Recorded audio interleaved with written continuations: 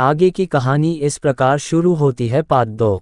महाराज दुष्यंत के पास पहुंचकर कव्य ऋषि के शिष्यों ने शकुंतला को उनके सामने खड़ी करके कहा, महाराज शकुंतला आपकी पत्नी है, आप इसे स्वीकार करें।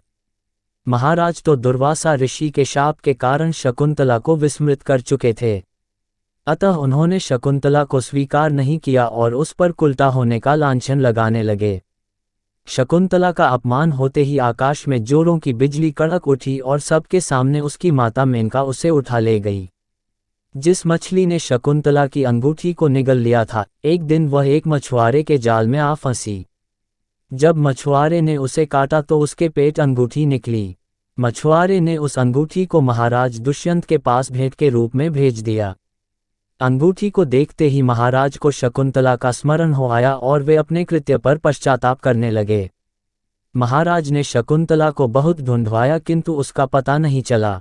कुछ दिनों के बाद देवराज इंद्र के निमंत्रण पाकर देवासुर संग्राम में उनकी सहायता करने के लिए महाराज दुष्यंत इंद्र की नगरी अमरावती गए।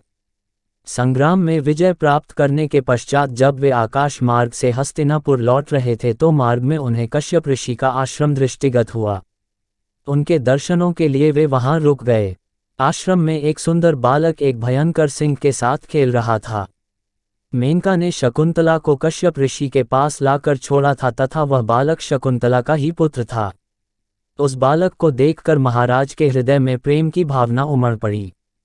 वे उसे गोद में उठाने के लिए आगे बढ़े तो शकुंतला की सखी चिल्ला उठी, हे भद्र पुरुष, आप इस बालक को न छुएं, अन्यथा उसकी भुजा में बंधा काला डोरा सांप बनकर आपको डस लेगा।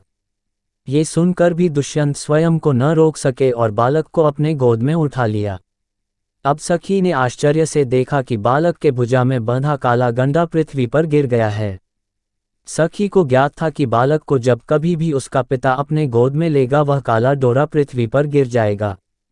सखी ने प्रसन्न होकर समस्त वृतांत शकुंतला को सुनाया। शकुंतला महाराज दुष्यंत के पास आई। महाराज ने शकुंतला को पहचान लिया। उन्होंने अपने कृत्य के लिए शकुंतला से क्षमा प्रार्थना किया और कश्यप ऋषि की आज्ञा लेकर उसे अपने पुत्र सहित अपने साथ हस्तिनापुर ले आए। महाराज दुष्यंत और शकुंतला के उस पुत्र का नाम भरत था।